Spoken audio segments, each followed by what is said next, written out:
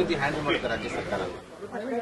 ಇಲ್ಲ, ಅದ್ರ ಬಗ್ಗೆ ಈಗ ಸರ್ವಪಕ್ಷದ ಸಭೆಯನ್ನು ಕರಿತೀನಿ ಅಂತ ಹೇಳಿ ಮುಖ್ಯಮಂತ್ರಿಗಳು ಪ್ರಸ್ತಾಪ ಮಾಡಿದ್ದಾರೆ. ಇದು ಪ್ರತಿ ಬಾರಿನೂ ಕೂಡ ನಮಗೆ ಇಂಥದ್ದೇ ಸಮಸ್ಯೆಗಳು ಬರುತ್ತೆ. ನೀರಿರುವಾಗ ನಾವು ಅವರನ್ನ ಕೇಳೋದು ಕೂಡ ಇಲ್ಲ, ನಾವೇ ಕೊಡ್ತೇವೆ. ಕಳೆದ ವರ್ಷ ಆಗಲಿ ಅದರ ಹಿಂದಿನ ವರ್ಷ ಆಗಲಿ ಅವರಿಗೇನು ನಮಗೆ ಫಿಕ್ಸ್ ಮಾಡಿರೋ ಟಿಎಂಸಿ ವಾಟರ್ ಇದೆ ಅದರ ಹೆಚ್ಚು ಕೊಟ್ಟಿದ್ದೇವೆ. ಈ ಬಾರಿ ನಮಗೆ ಕುಡಿಯೋದಕ್ಕೆ ನೀರಿಲ್ಲ ಅನ್ನುವಂಥ ಸನ್ನಿವೇಶ ಇರುವಾಗ ಅವರು 3,500 ಕ್ಯೂಸೆಕ್ಸ್ ಅನ್ನ ನೀರು ಕೊಡಬೇಕು ಅಂತ ಹೇಳುವಂಥದ್ದು ಎಷ್ಟು ಸರಿ ಅಂತ. ನಮ್ಮಲ್ಲಿ ಇದ್ದಾಗ ಕೊಡೋಣ, ತೊಂದರೆ ಇಲ್ಲ.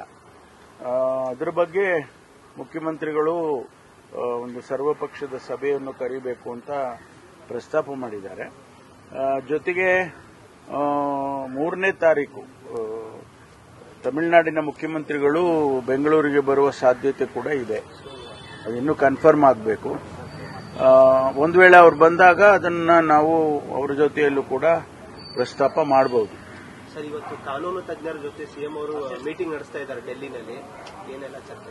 ಇಲ್ಲ, ಮೊನ್ನೆ ಕೂಡ ನಾವು ಎಂಪಿಸ್ ಮೀಟಿಂಗ್ ಇರುವಾಗ ಮಾನ್ಯ ಕಾತರ್ಕಿ ಅವರೆಲ್ಲರೂ ಕೂಡ ಬಂದಿದ್ರು. ನಮ್ಮ ನೀರಾವರಿ ಸಚಿವರು ಕೂಡ ರಾಮಲಿಂಗ ರೆಡ್ಡಿ ಅವರು ಕೂಡ ಬಂದಿದ್ರು ಅಲ್ಲಿಗೆ. ಬಹುಶಃ ನನಗೆ ಬೇರೆ ಕೆಲಸ ಇತ್ತು ಅಂತ ನಿನ್ನೆ ವಾಪಸ್ ಬಂದೆ. ಇವತ್ತು ಅವರು ಸಭೆಯನ್ನ ಮಾಡಿದ್ರೆ ಅವರು ಒಂದು ತೀರ್ಮಾನ ತಗೊಳ್ತಾರೆ ಅಂತ ಅನ್ಕೊಳ್ತೀನಿ. ಸರ್, ಕಾವೇರಿ ವಿಚಾರಕ್ಕೆ ಇವತ್ತು ಸಹ ಕನ್ನಡ ಪರ ಸಂಘಟನೆಗಳೊಂದಷ್ಟು ಪ್ರತಿಭಟನೆಗೆ, ಹೋರಾಟಕ್ಕೆ ಕರೆ ಕೊಟ್ಟಿದೆ. ಇಲ್ಲ, ಸ್ವಾಭಾವಿಕವಾಗಿ ಅವರು ಮಂಡ್ಯದಲ್ಲಿ ಮತ್ತು ಸುತ್ತಮುತ್ತ ಎಲ್ಲ ಪ್ರತಿಭಟನೆಗಳನ್ನ ರೈತ ಸಂಘದವರು ಮತ್ತು ಬೇರೆ ಬೇರೆ ಸಂಘದ ಸಂಸ್ಥೆಗಳು ಮಾಡ್ತಾರೆ. ಅವರು ನಿನ್ನೆ ಕೂಡ ಮಾಡಿದ್ದಾರೆ. ಯಾಕೆಂದ್ರೆ 3,500 ಅವ್ರಿಗೂ ಗೊತ್ತಿದೆ ನೀರಿಲ್ಲ ಹೇಗೆ ಕೊಡೋದು ಅಂತೇಳಿ. ಸರ್ಕಾರ ಒಂದು ವೇಳೆ ಒಪ್ಪಿಕೊಂಡು ಇರೋ ನೀರನ್ನು ಕೊಟ್ಬಿಡ್ಬೋದೇ ಅಂತ ಆತಂಕವನ್ನ ವ್ಯಕ್ತಪಡಿಸ್ತಾ ಅವ್ರು ಮಾಡಿದ್ದಾರೆ.